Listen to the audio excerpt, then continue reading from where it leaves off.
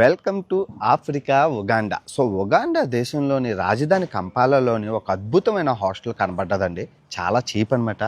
Almost ₹1000. మళ్ళీ breakfast కూడా ఉంటుంది.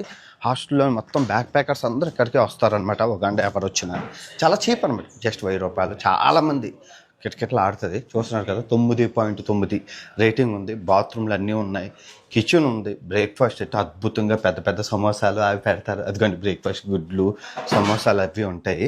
ఇదిగోండి రూములు అయితే కనుక పర్లేదు, మనకి దోమలు కొట్టుకొని ఉంటే చాలు. కొండ మీద ఉంటాయి కాబట్టి చల్లగా ఉంటాయి.